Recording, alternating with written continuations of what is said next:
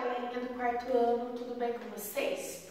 Então, pessoal, na aula de hoje nós vamos trabalhar a disciplina de História, tá bom?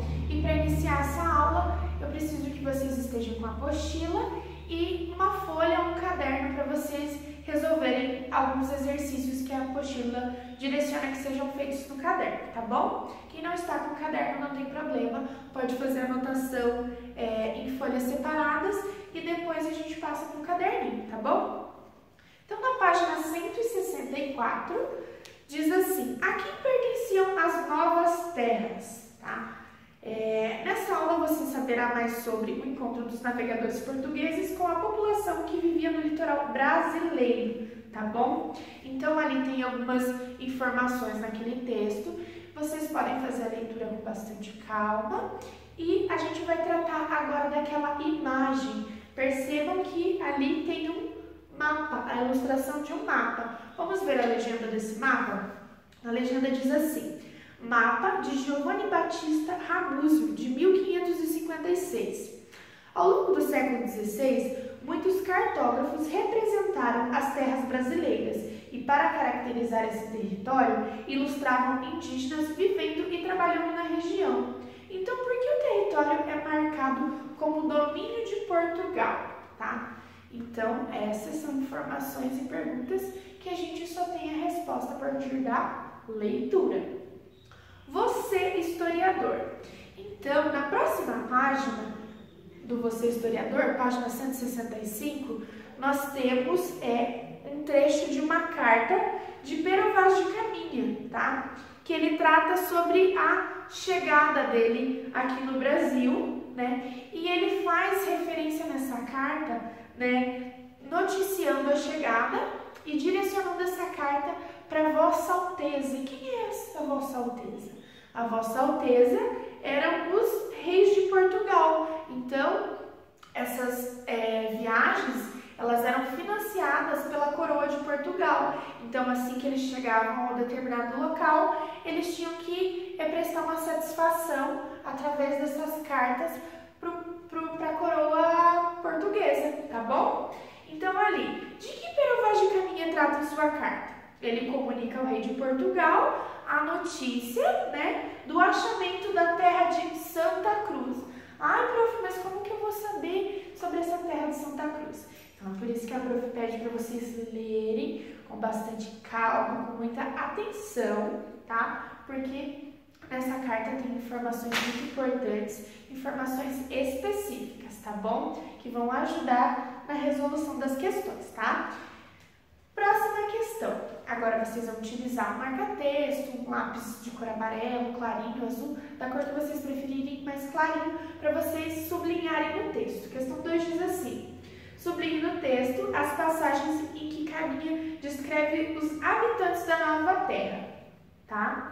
Questão de número 3. Você já vivenciou uma experiência como a descrita por Pero Vaz de Caminha? Encontrou com pessoas com hábitos culturais muito diferentes dos seus?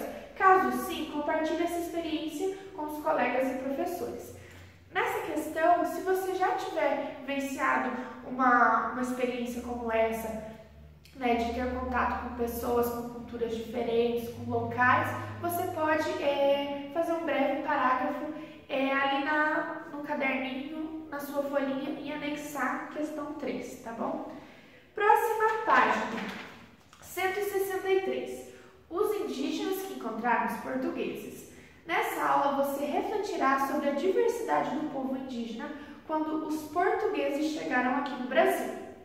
Lembra-se de como Pero Vaz de Caminha descreveu os indígenas com quem os portugueses se encontraram no litoral dessas terras que viriam a ser o Brasil? Será que todos os povos indígenas daquela época eram daquela maneira? Então, gente, aqui nesse texto, ó, nesse texto ele fala sobre os Tupinambás, tá? Que era uma tribo indígena dominante aqui no Brasil. Nesse texto também nós temos a informação de que o Tupinambá, ele era o idioma, né, nativo dos indígenas e que ele era considerado o idioma mais falado aqui no Brasil até cerca de 200 anos atrás, tá? Então tem umas informações bem bacanas ali que vocês vão gostar, tá? E vão auxiliar também nas questões da próxima página, tá? Próxima página diz assim: inicialmente os portugueses não compreenderam a diversidade cultural dos povos indígenas, porém logo perceberam que entre os nativos existiam povos amigos e povos inimigos, né? Então, como você leu, um dos principais aliados dos portugueses foram os tupinambás, que falavam a língua tupi. Os tupinambás usavam a palavra tapuia, que significa aquele que não fala tupi, para se referir a todos os seus inimigos, tá? Então a gente já sabe que os indígenas também possuíam inimigos ali. Uma tribo se aliava a outra, mas também criava algumas diferenças e por isso alguns conflitos, tá bom? Além dos tupinambás, havia outros povos que falavam tupi, como os tupiniquins, tamóis, caetés, potiguaras e tabajaras, e cada um deles formava uma cultura própria, tá? A prof está lendo alguns pontos específicos da apostila, não estou lendo o textinho completo, senão fica algo muito extenso para vocês acompanharem. Então é bacana que vocês leiam antes de iniciar a aula, leiam depois que a gente finalizar e depois retomem para os exercícios, tá bom, pessoal? Atividades. Releia o texto de Daniel Munduruku na página anterior. Então, esse textinho aqui que a prof falou para vocês ali, onde tem a imagem dos índios, tá bom? Aí, questão de número 1 ainda, B. Letra A e B. Sublinhe no trecho em que o autor explica porque muitas pessoas acreditam que todos os indígenas brasileiros falavam tupi, tá? B agora, o tupi deixou de ser falado no Brasil após a vinda dos portugueses? A gente sabe que não, né? Os indígenas continuaram falando o tupi, né? Mesmo após a chegada dos portugueses, e esse era um idioma tão popular aqui no Brasil pelas aldeias indígenas que ele era utilizado até cerca de 200 anos atrás, tá bom? C. Que título você daria para esse texto? Então, essa é uma resposta pessoal. Você vai colocar aí o título que você achar mais coerente para esse texto. 2. No caderno, reescreva as frases, corrigindo as informações incorretas e completando com o que você aprendeu nessa aula. Então, você vai ler, né, as 3 opções, letra A, B e C, e você vai reescrever, tirando aquelas informações que não estão corretas e completando com aquilo que você achar pertinente, tá bom? Próxima página, pessoal, 168, Terra Brasília. Nessa aula, você saberá um pouco mais sobre as primeiras relações entre os indígenas e portugueses, tá? Então, ó, nós vemos que tem um textinho e nós vemos que tem um mapa ali embaixo, como se fosse a imagem de um mapa, né? Que retrata o Brasil, né? E as grandes navegações chegando até a terra de Brasil. Terra Brasília, mapa que faz parte do Atlas Miller, atribuído ao português Lobo Homem e elaborado em 1519. Atividades. Observe e descreva o mapa acima. O que ele representa? 2. Que riquezas naturais foram representadas no mapa? Então, gente, eu vou adiantar já para vocês um nomezinho de uma árvore específica chamada pau-brasil, tá?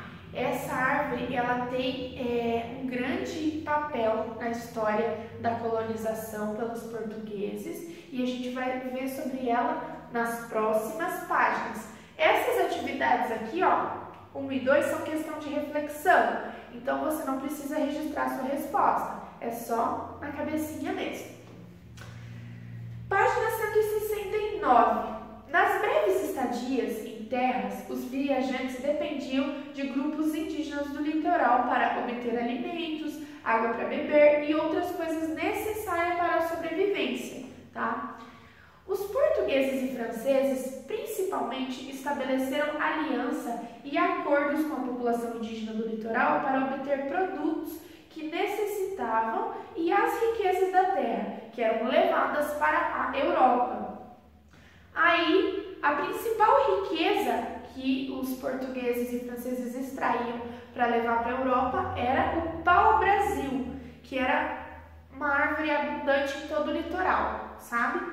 Aí, gente, em troca de mercadorias, os produtos trazidos da Europa, alguns povos indígenas do litoral trabalhavam no corte, no transporte e no armazenamento das grandes toras de pau-brasil.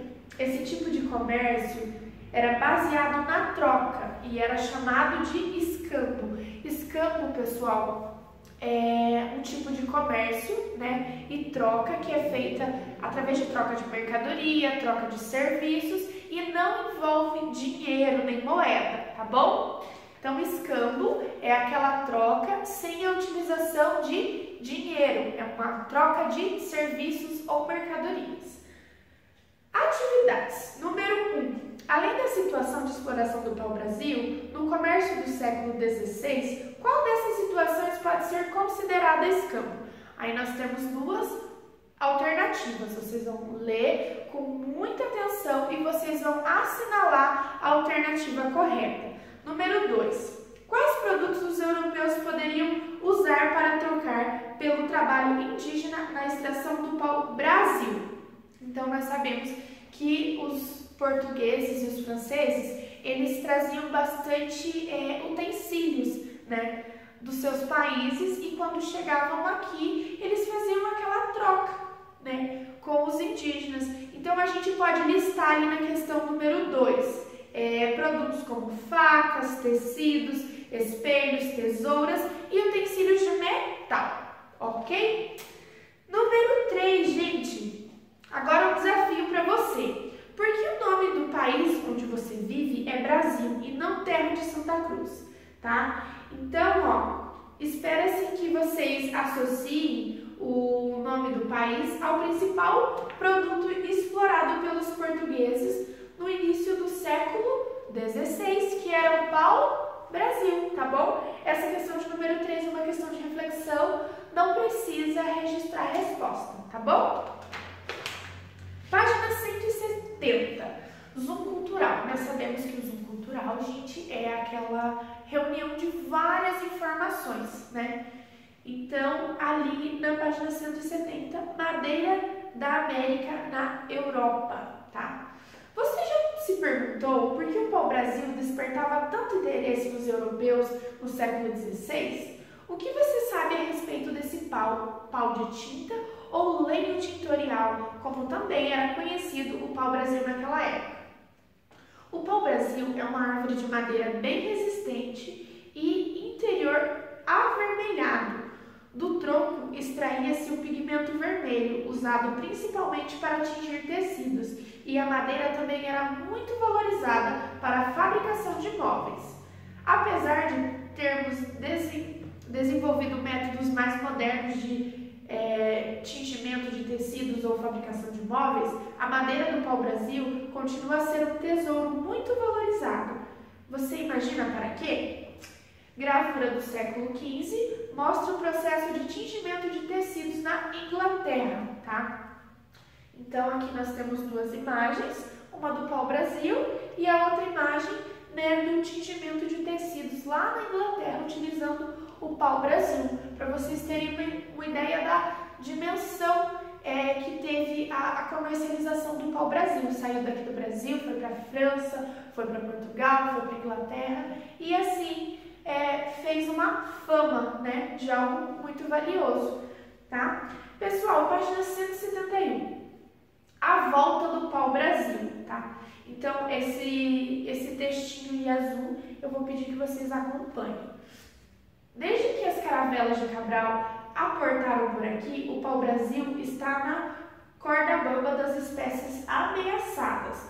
Mas agora os europeus querem a árvore de pé, considerada de longe a melhor madeira para a fabricação de arcos de violino, violoncelo e afins, né? como é conhecida cientificamente, tem prestígio de sobra entre os músicos e são eles que estão fazendo tudo para que ela volte às nossas matas, né? Então aqui já existe um trabalho de conscientização da extinção dessa árvore, né? E os músicos, como viram uma utilidade muito grande na conservação dessa matéria-prima, eles estão criando estratégias para que essa árvore volte às matas, né? Para que ela seja replantada, tá bom? Então, ó, esse dali é um trechinho da revista de História da Biblioteca Nacional, tá?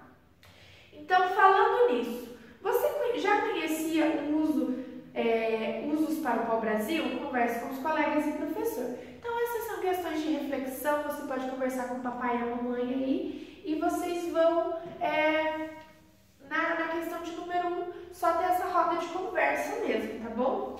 Na questão de número 2, pessoal, a gente vai utilizar o material de apoio, tá bom? Folhas 5 e 6 do material de apoio, que diz assim, ó. 2. O pau-brasil é uma espécie ameaçada de extinção. Reúna-se com mais 3 colegas e juntos elaborem um cartaz para uma campanha de preservação dessa árvore. Vocês podem usar recortes, fazer desenhos e escrever textos. Você também pode destacar os adesivos da folha 5 e 6 do material de apoio. O importante é usar a criatividade e fazer referência à importância histórica do pau-brasil. Então, pessoal, vocês aí em casa, vocês podem estar criando com o papai e a mamãe um cartaz, vocês podem criar uma notícia em forma de jornal, um informativo, vai da disponibilidade de vocês e do material que vocês tiverem aí na casa de vocês, tá bom? Eu espero que esteja bem tranquilo para vocês realizarem esses exercícios. Lembrando que sem a leitura, releitura e reflexão, vocês não vão conseguir ter um bom desenvolvimento nos exercícios e nas atividades propostas. Então, é de suma importância que todos vocês leiam, releiam e prestem atenção em todos os detalhes, tá, galerinha? Gente, então, finalizamos a aulinha de história de hoje, da página 164 até 171. Lembrando que assim que vocês finalizarem, vocês podem fotografar e enviar na agenda para a prof fazer a correção, ok? Beijinho para vocês, até o próximo vídeo.